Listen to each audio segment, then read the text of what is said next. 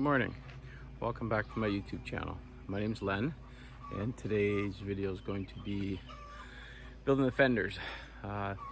Took care of this just a few weeks ago. There's a couple challenges which you'll see during this video. It'd only be about 10 minutes if I didn't include the challenges and the errors, but that's all part of it, so I'm going to share that with you. Everything never doesn't go perfect.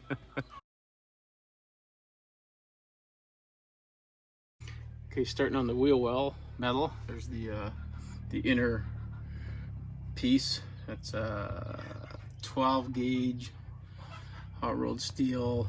That's 37 inches by 13. A little bit oversized on the bottom, so I can trim it after. So I made a wooden template, and there's enough of a gap all around for the wheel well itself, or the fender, to go in, because I want the weld to be on the inside here. Instead of like that, I want it like that. So now I can use this template on the steel and cut that out. All right, I'm gonna cut that off. I'm using a 4.5 inch thin Maxim blade. Of course, safety.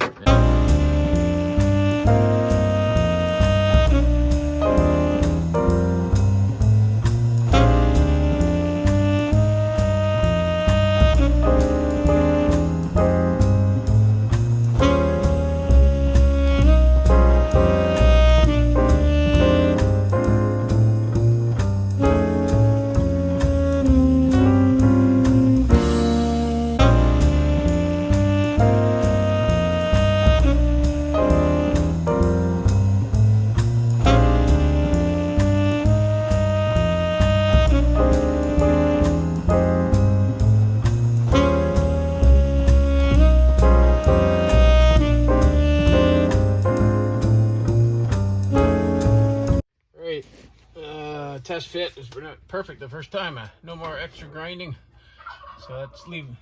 There's room around it for 1/8 inch all around, so I can start trying to figure out the fender. I could actually use this to help me bend it, because it's not perfect angles. Oh, I can't see, sorry. Don't have perfect angles here. It's a bit rounded. See if we can bend plate for there. I have one continuous sheet. I don't want welds, so I'm hoping to bend one sheet. It's 18 inches out, so I'm gonna start working on that now. All right, I don't have a metal bender or brake or whatever you call it, so I'm MacGyvered up my own system here. So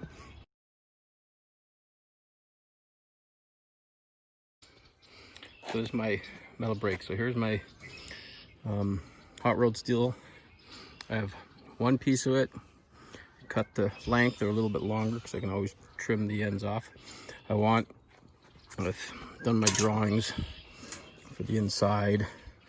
So if my front of the fender is 90 degrees to the top, which it is, then this bend here should be 55 degrees. This bend here then should be 90 minus 55, so it'll be 35 degrees. So I've measured this for 12 inches. That's this distance. So I've got a 1.5 inch tube that's secured into a 1 1/4 by 1 1/4 angle iron.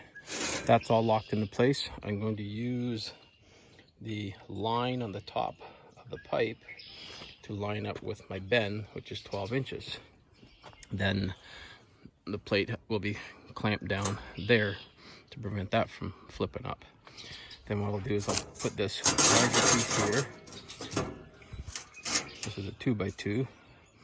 That'll clamp down. Then I have another 2x2 sitting over there on my tire that I'm going to clamp to here and use that as my leverage. And that should give me my bend. Let's see how it goes. Okay, everything's clamped in place. the bar all clamped together on the line. Here's my bar clamped at the back. So got my angle ready. So okay, so as I start to bend, I'm seeing that my bend may be too early. So what I'm going to do is pull the metal out a little bit. And I'm not sure if that's clamped well. Okay, time to make a couple adjustments before I bend. Okay, made a couple adjustments. I think this will do better, so let's go for the bend. You know, see it's popping up there, but I think that's okay.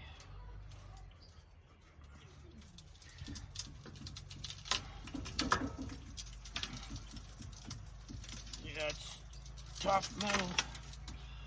I think I need to lock it down better here, across here somehow. So another adjustment. Okay, time to try again.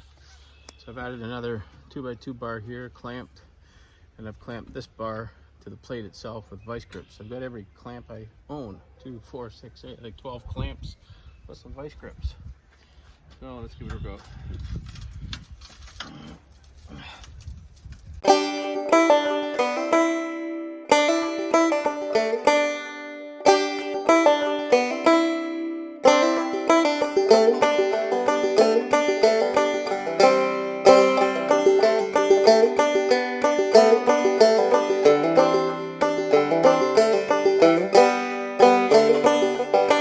Getting there. I thought that would bend a little easier.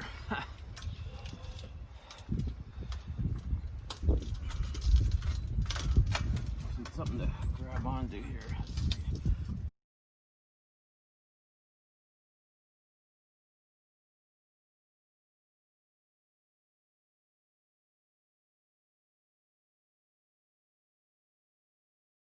Okay, I revised my pulley system.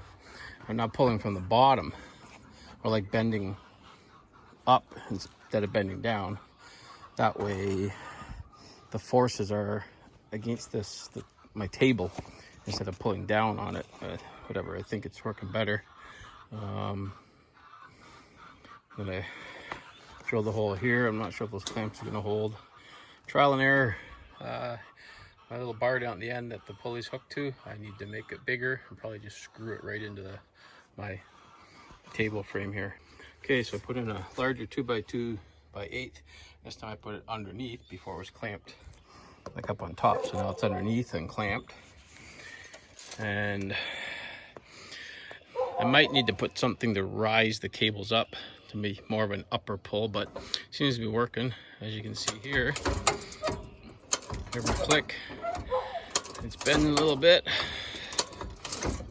Not too sure about those plastic clamps on there. Might have to put big C clamps on. But, I'm standing behind some bunch of galvanized shelving because you just never know when things might give out. But let's see. Again, I'll probably go past the bend I need, which I believe here is about 35 degrees. Yeah. Gives you an idea. So that's 2 bends. Might not be perfect yet. I'll check. Okay, so we got the fender bent on yet. They're excessively oversized right now. That's okay. But you can see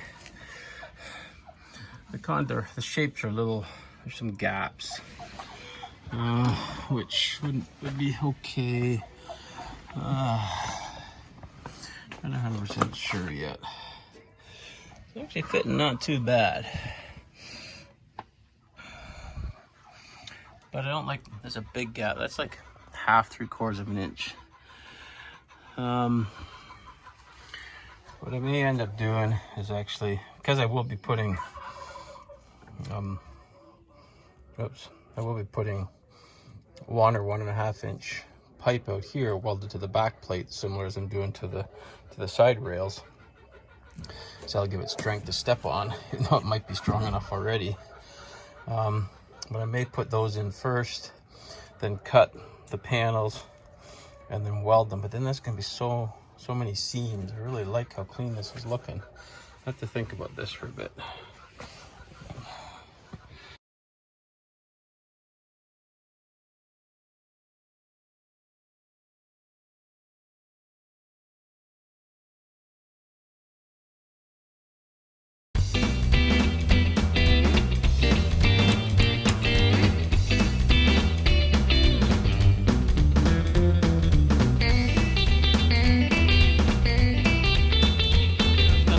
plate in. This just got some temporary wood screws. 4 places, they go all the way through. I'll show you here. They come out over here, so they're through a 2-inch by 2-inch. Eventually those would be like grade 5 bolts coming all the way through, holding the fender in. But I need to get this bar or pipe that the fender panel will weld to. I think I'll get a better shape out of it all than the previous bent piece, which I'll be cutting up into like individual pieces now. So I've got a magnet in here, it's gonna weld in there. But this angle here off the has to be perfectly square. So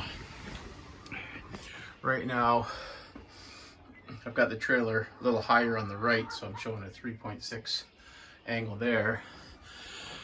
So if I get the same angle here of 2.8, it means I need to go up a little bit. Once I've got that at about 3.5, then I'm square with the trailer. I could square it off the wall, but if the wall's just a touch off, so I can use a bungee cord to a screw, hold it in place. And then I can tack it.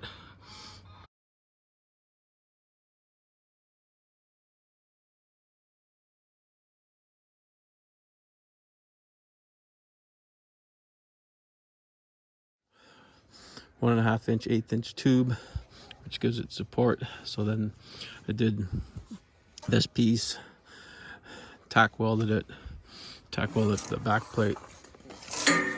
Did this piece, same tack welded to the back, so it's in, and then made the middle piece to fit. This is just a brace on here to keep everything square as I was welding various pieces. So there it is there. Probably trimmed back to about 6 inches and then angled up a bit, like so. And these two will be attached with bolts through. There'll also be a bit of a mud flap, and then this is where the side rail will come along, curve, and then attach to the frame up here. So as you can see through that video, there was a couple learning curves. The first side, the passenger side that I worked on, took me about 11 or 12 hours over a couple days to get it right. The second one took about 2.5 hours. So we learn by our mistakes and improve from that, and away we go.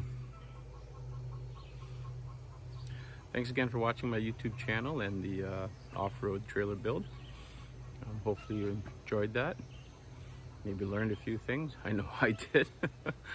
Maybe had a few laughs, because I know I did. And please like and subscribe and share. And look forward to seeing you in the next video. Thanks again. Take care. Be safe.